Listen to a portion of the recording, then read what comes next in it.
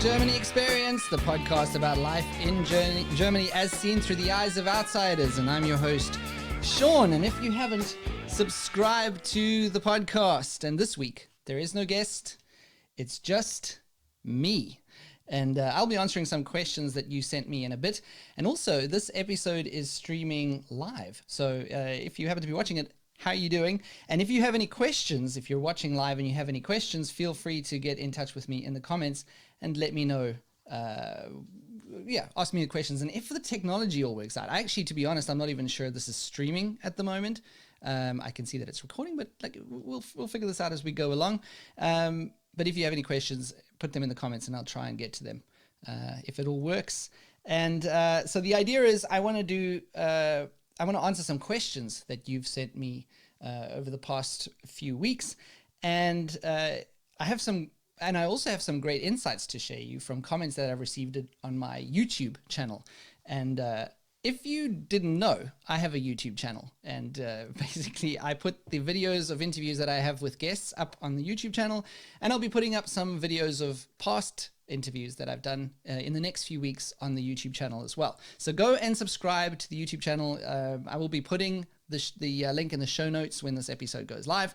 And I also have some plans for some additional content to go up on the YouTube channel, but I've said too much. I've already said too much. So go to the Germany Experience on YouTube and subscribe. And if this is streaming like it should be to YouTube, subscribe to the channel.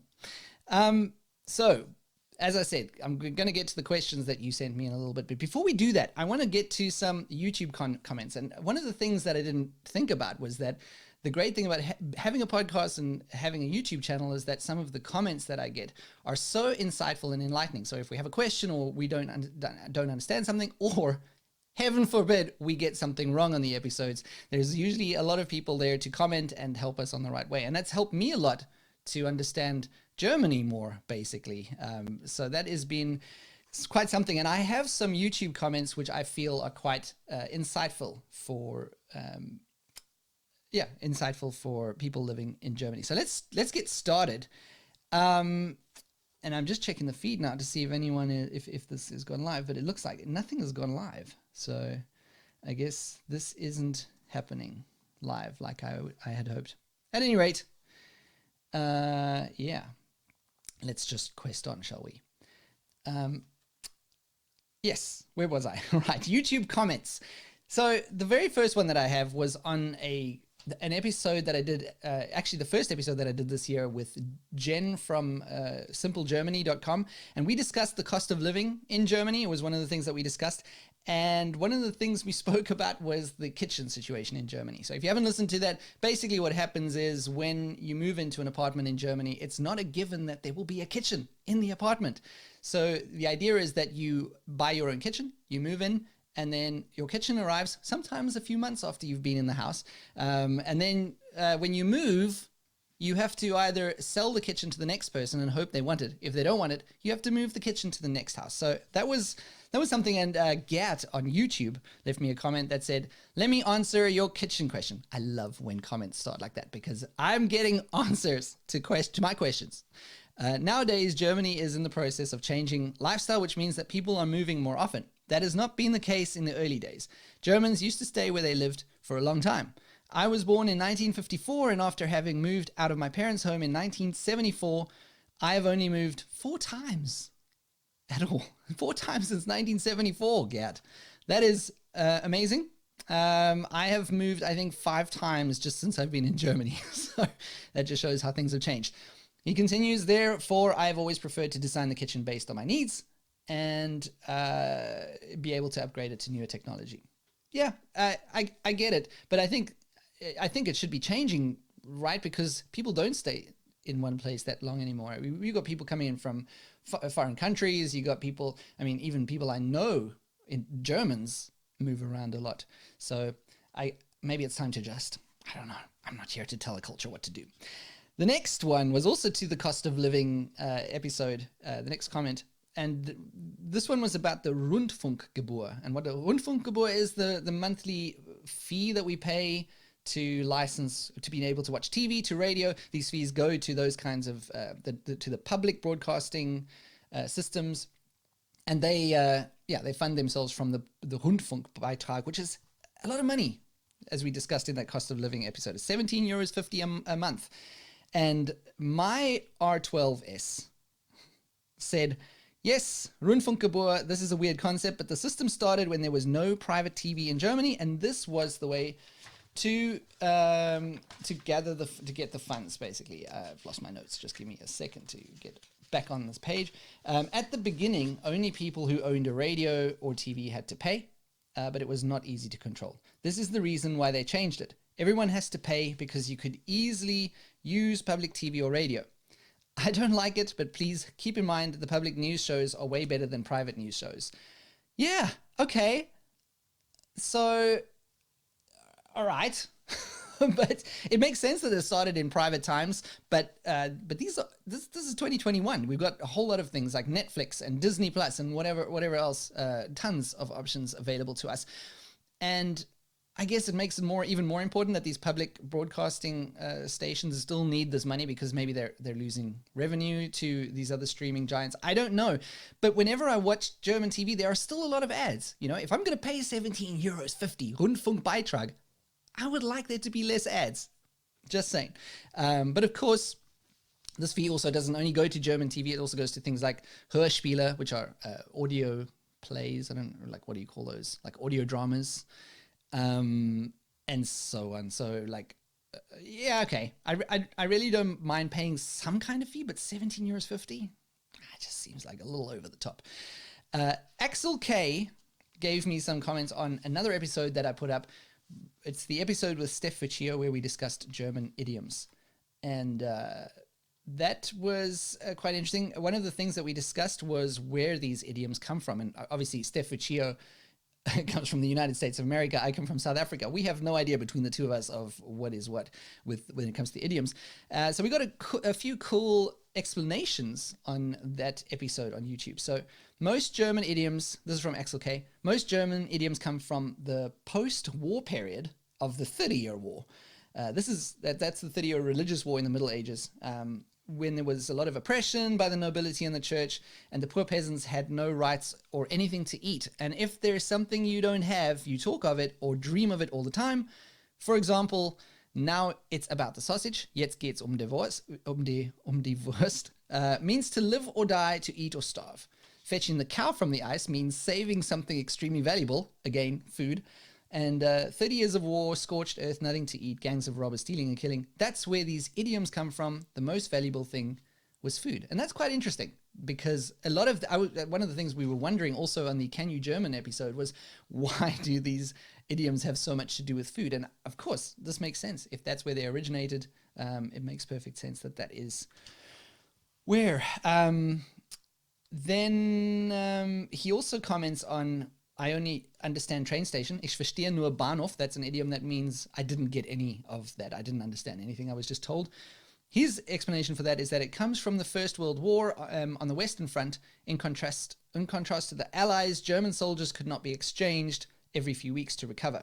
They were at the front almost the whole time. And when the German Kaiser gave a speech about the final victory and that there would be a big offensive, the soldiers thought that they could go home by train. So they only understood Bahnhof. So I haven't fact-checked any of these, so it would be interesting. But there, also with this Bahnhof one, there was another slightly different variation of the explanation. A viewer named Michael had a similar explanation, but his was slightly different. The Ich verstehe nur Bahnhof idiom was an actual backstory. Directly after World War I ended, the frontline soldiers just wanted to get home, and their only goal left in their minds was to get to the next train station, no matter what the circumstances. And no matter what their commanding officers said, respectively. So when the commanding officer would give an order, they would go say, one officer would say to the other one, "What was his order?" And the other one would say, "I only understood train station." So that makes sense. Very interesting to learn where that idiom came from. Michael, on the same episode about the drücken die Daumen, which means to wish someone luck, is basically you hold your thumbs. We also in that episode we were questioning why you would say drücken, which we translated as press, but actually, and of course Michael is right, it translates to drücken with to push, although in principle not wrong, but it is a bit distracting. So drucken can also mean, besides others, to press or to squeeze as well, which is the case for this idiom.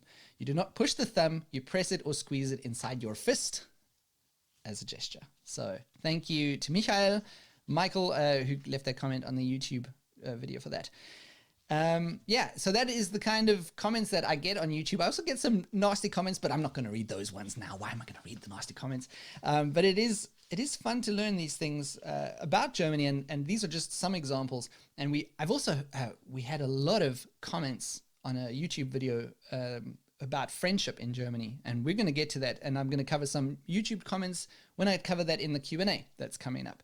Speaking of the Q&A, it's not just coming up, it's now. So these questions were either mailed to me or sent via Facebook or Instagram. I was hoping to get some from the live chat now, but I actually cannot see if I'm live or what's happening anywhere there. So I can't actually get your questions from the live chat, unfortunately, which is a pity. But at any rate, what I will do is I'll go ahead with the questions that I do have.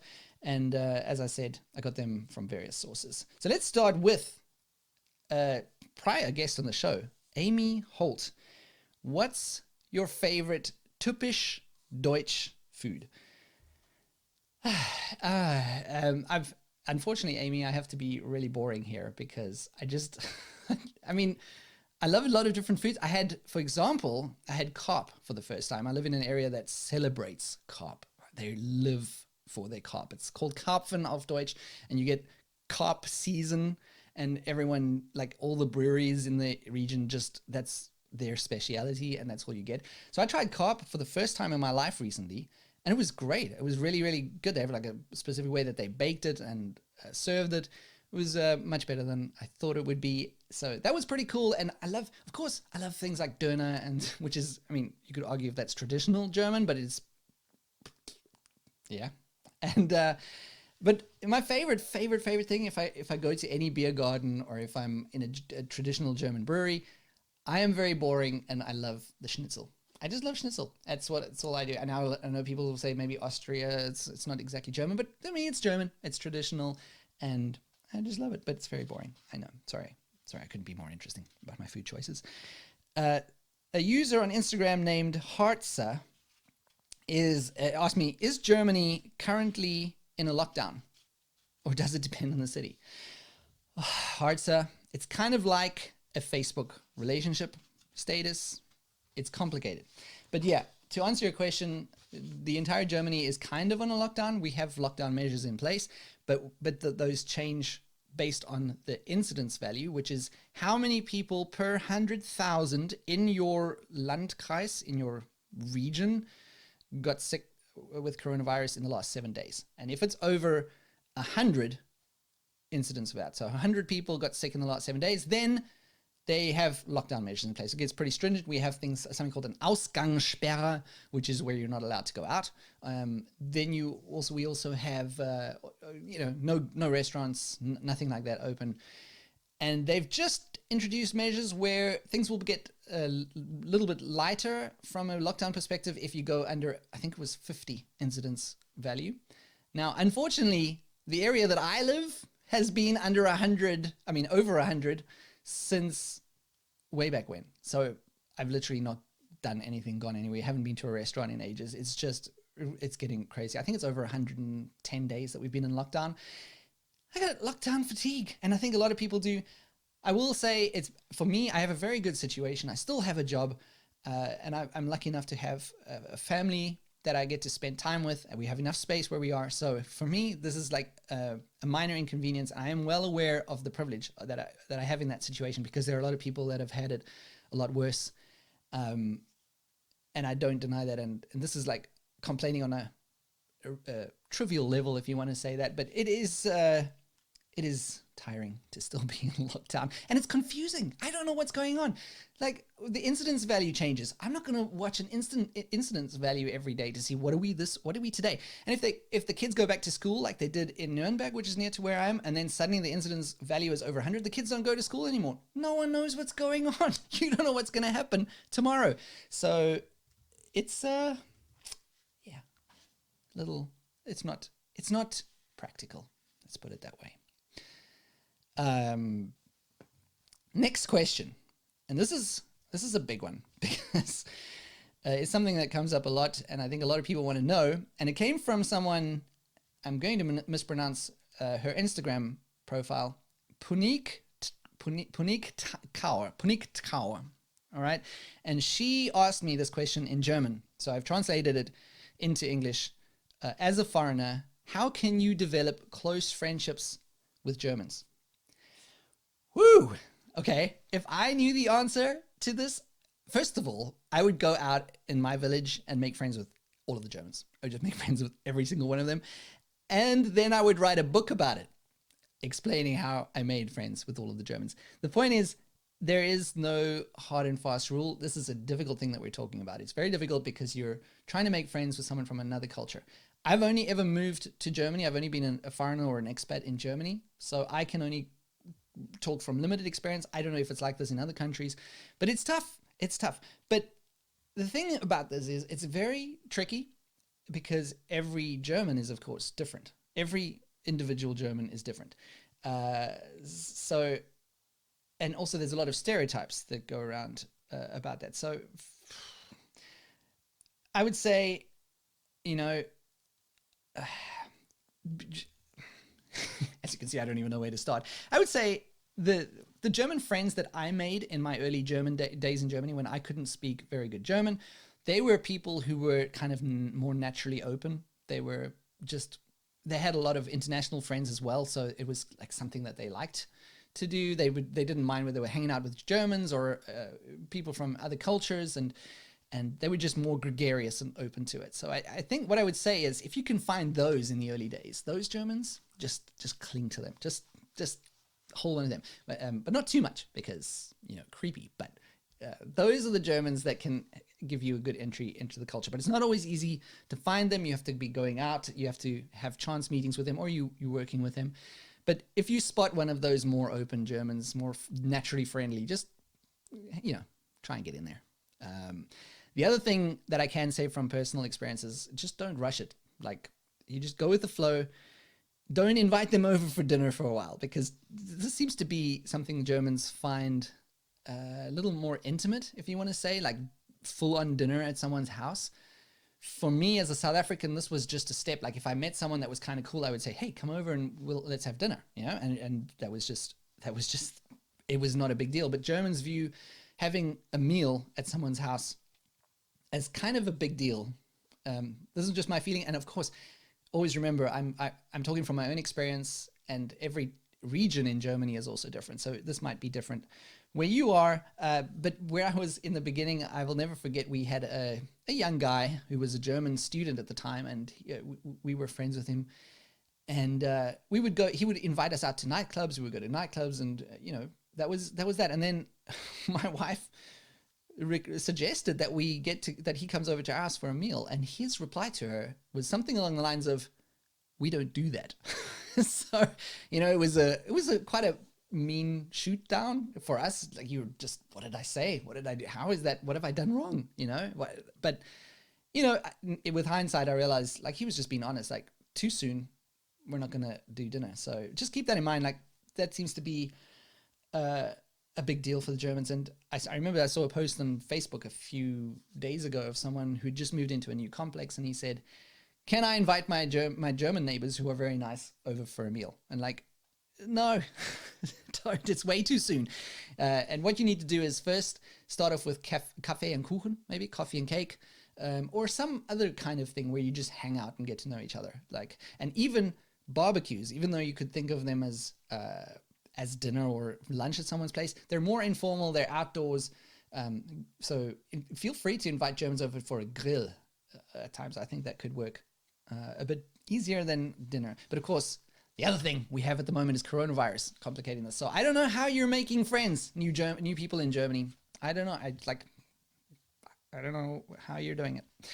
So, but I also feel it's quite important to differentiate here that what we're talking about when we're talking about friendly and how friendly Germans are, because Germans are friendly, contrary to the popular stereotype. And in fact, just today I was at a Baumarkt, and the cashier couldn't have been more charming or funny. I had a great encounter with her. And then when I was loading, I bought quite a big item at the Baumarkt. I was trying to put it into my car and it was quite heavy and awkward. And a German just passing by, he's got his own things to do. He just stopped and offered to help me. So it was, that's the kind of thing that you can expect in Germany. And in fact, even in my early days, I always felt that I would always be able to rely on strangers if I ran into difficulties. It's just Germans are friendly in that way, and they're very helpful, and they will always stop, and people won't just leave you in trouble. And especially if you ask for the help, you'll probably get it.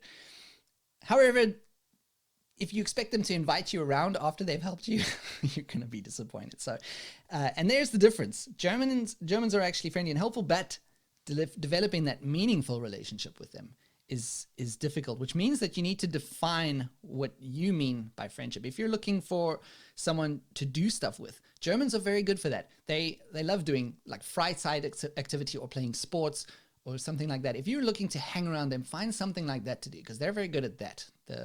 Just doing stuff. Rock climbing. I know many Germans who go rock climbing, or they're very active, or wandern, hiking, things like that. So, But if you're expecting them to invite you into their inner circle, you're going to need to wait a little while. So it depends what you want from the friendship. If you just want someone to hang out with, a bit of a glimpse into German culture, you can get that. You can definitely get that. But if you want that meaningful relationship, it's going to take time and may never develop. So there is that. So some answers from my YouTube comments, and specifically on the episode. There was an episode with Amy from the USA, who was the first question that I read in this question and answer, by the way. Her video on YouTube, it's just the audio version, but her video on YouTube had a lot of activity and a lot of Germans offering advice. And I'll just read you some of the comments that came under that video, because it's really helpful from a German perspective, Germans offering help on how to be friends with them. The one said, this is kind of my favorite because it's a little bit of a mean comment, if you want to say it that way. Maybe cynical is a better word. In a small town, once you've told your story, everyone knows within a few weeks. So why should anyone bother asking you about it again? What? It's like, I don't even know what that's supposed to, okay. To make friends, join a local sports club, or invite your neighbors to a barbecue and attend the local fests. Lothar also said, join a Verein. And that's like a group, a community of people who have similar tastes. My advice, try to find a club that fits your interests and get involved in it. I hope you make progress with that advice. And by the way, it boosts your chances if you and your husband did find different clubs. And then Martin, who wrote this originally in German, and I translated it, so hopefully I get the meaning across. But he says, to meet more people, it's still good with a dog. If you want to make friends in Germany, get a dog. That's also from a German. The clubs are, of course, still a classic base for contacts. There is a club for every hobby. And there really is. I've heard of potato clubs. And what happens when, and there's a joke, what happens when 3 Germans get together? They start a club. So it's quite common. And so he also continued, there is something else stupid in Germany. You are educated to keep your distance. And this, I think, is really insightful comment. One is embarrassingly careful not to get on anyone's nerves, not to be too intrusive. Until you have your neighbor in the kitchen for a coffee, to organize this un-German activity of small talk, years can pass. Always, because there is this fear, she invited me, but I have 3 children, I'm just going to take time. Oh, she has 3 children, I'm just going to take time away. The family must think I have no home. And I think I've noticed that about the Germans. Until I read this comment, I didn't really formulate in my mind, but he's right. Like, Germans are embarrassingly careful not to get on anyone's nerves in one way. There is, of course, the other way that they're very direct people. And my favorite part of his comment is this here. So in Germany, a perfect stranger could tell you, your trousers don't match your jacket.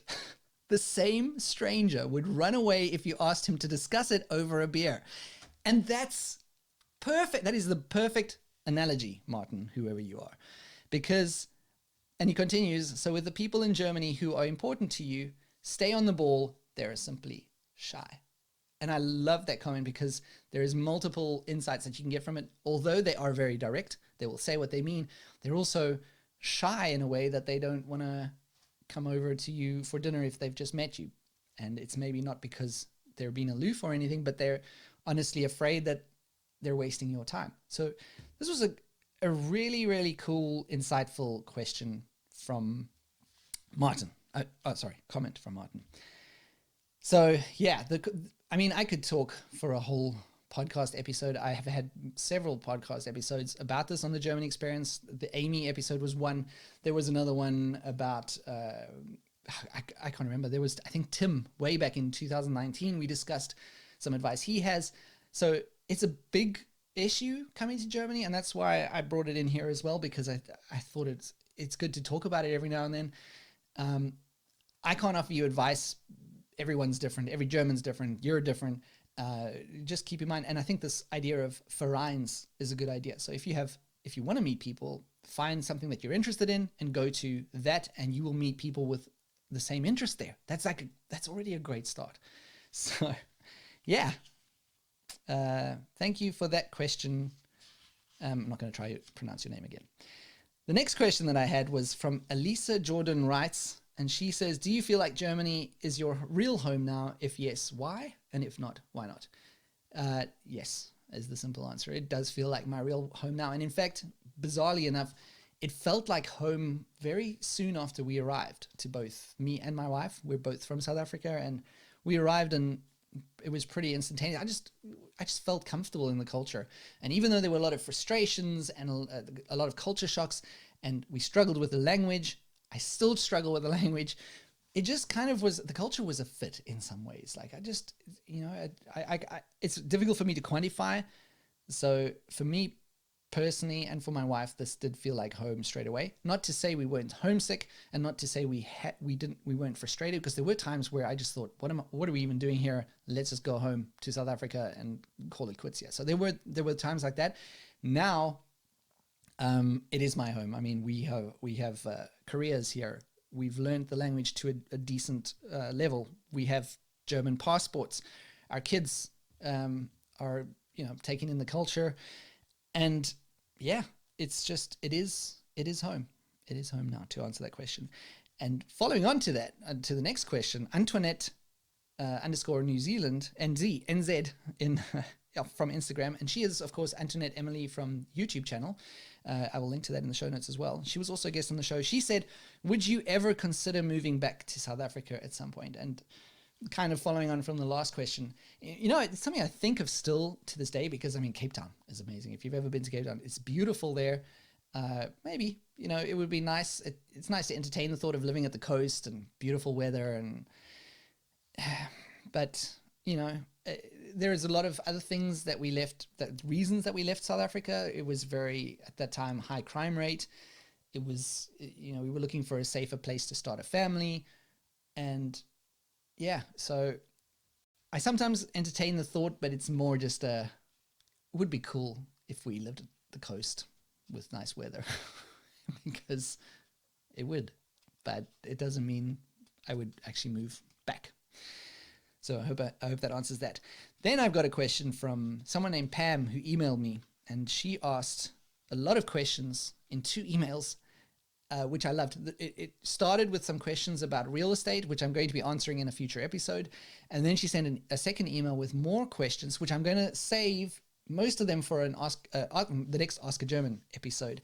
But I just took some questions from Pam to answer in this Q&A. So a personal question for you. Why did you and your family choose to move to Germany instead of Australia or New Zealand or somewhere like that, where English is also spoken and the weather is much nicer? That's a good question. That is a good question. Sometimes in the early days, I also ask myself like that, why Germany? Why are we doing this to ourselves? I think it was because Australia and New Zealand are both very difficult to get into as a South African. You had to tick a lot of boxes, and you had to be going to a job and a lot of different things. I mean, Germany's pretty tough to get into as well from that perspective, but in some ways, we just had a path through my wife's job where she got a job here in Germany, and we were able to utilize that to move over. So it just kind of happened. And at that time, we thought, German, like, I'm sure we'll learn a new language.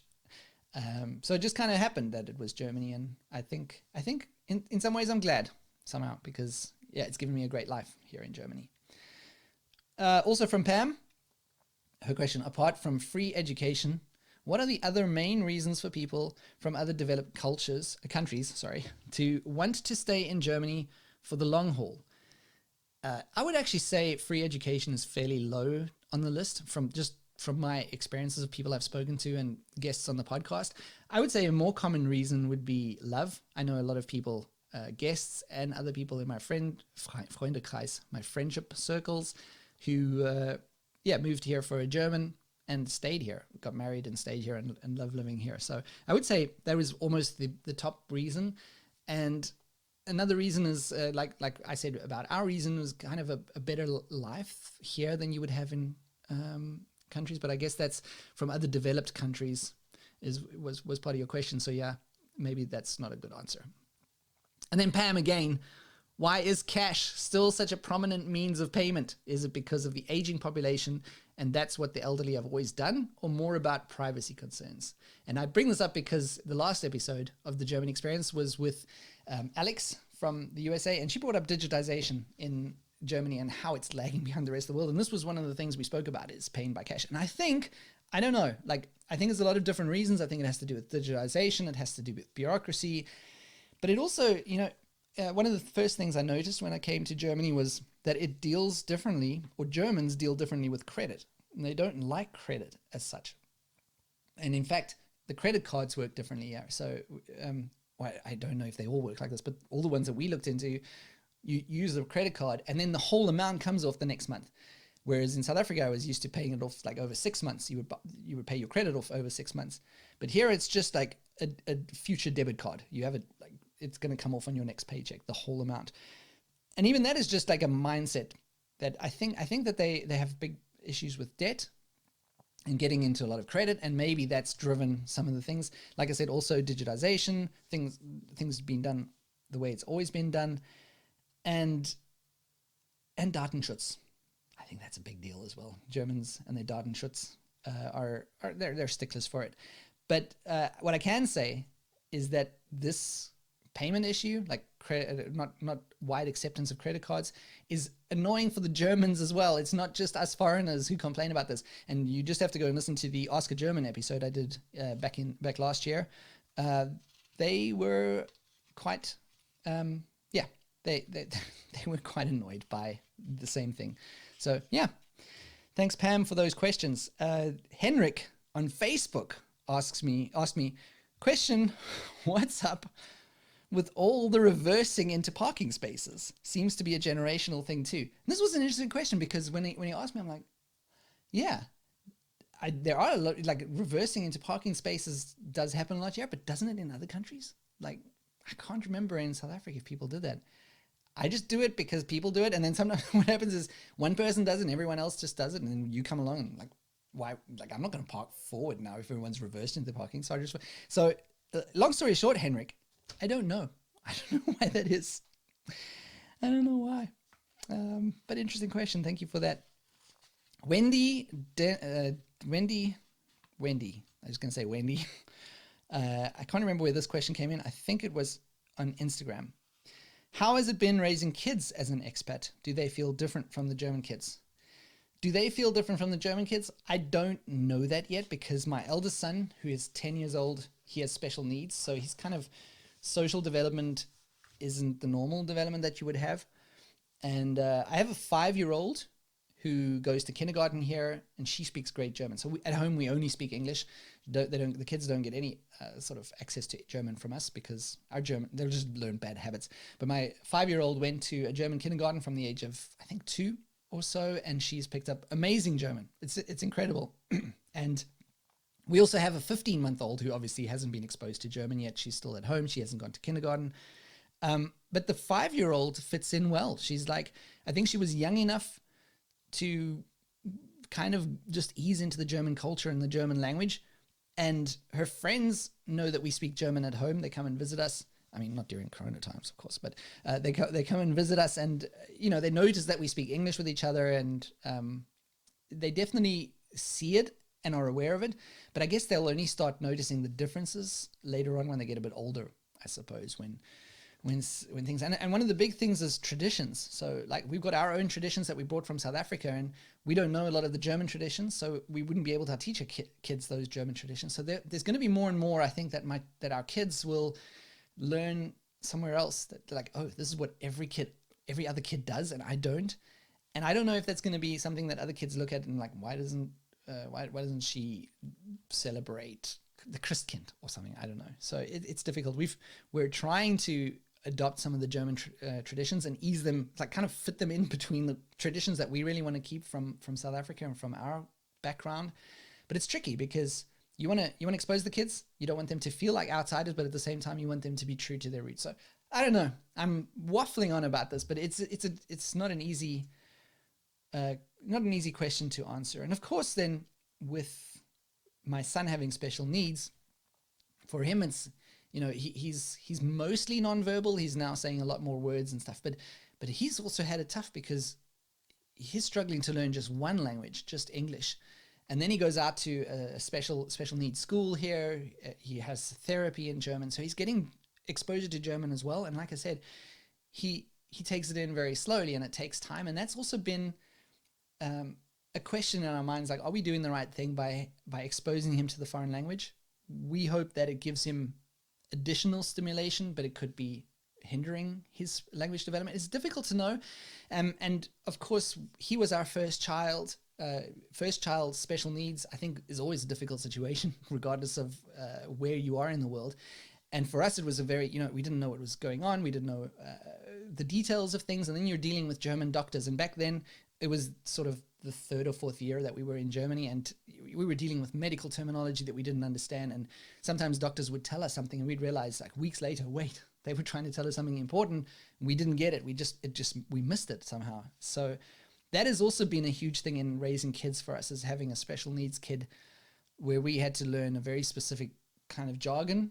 But it's also, it's just one of those things. I think he gets a lot of benefits from living in Germany as well, from all the kinds of things that the medical aid offers and so on. So, and great therapy here as well. So it's been interesting to see all sides of it. And yeah, I think, it's not an easy question to answer, but I think we'll see in the next few years how other kids see my kids, and if they feel different to the other kids. Then I had a question from the expat cast, who is Nicole, by the way, and she asks, "What's your cringiest I've become too German moment?" And this was a difficult question because I've become German in many things that I don't even notice it anymore. It's only when I speak to foreigners on my podcast or other friends that I realize, oh yeah, I do that now, and I never used to do that at home. So it's very difficult for me to pinpoint my cringiest moment. But I think maybe like when I go back to South Africa and there's no one to see, like you go to a restaurant and there's no one to see you to your table, and then you sit down, and within 5 minutes you haven't like had someone take your drink order. I get antsy nowadays. I mean, that's standard for South Africa, but now I get antsy. Like I need to be seated, and I need someone to be taking my drinks order very soon after arriving. And if it doesn't happen, so I get annoyed, and then I immediately want to start complaining in the restaurant, and like all my South African family or friends are like, "What are you talking about? This is the service is fine." Yeah. So there is it's not a very good cringy moment, but it's what I could think of. So yeah, that is it for this Q&A session. I hope that you enjoyed hearing about it. Next week, I'm going to be having a guest again on the show. It'll be Nina, who returns. She's been on the show like the second most amount of times of anyone. But it's always a pleasure to have her, and we're going to be talking about gestures that Germans make and some one-word expressions or syllables that they say.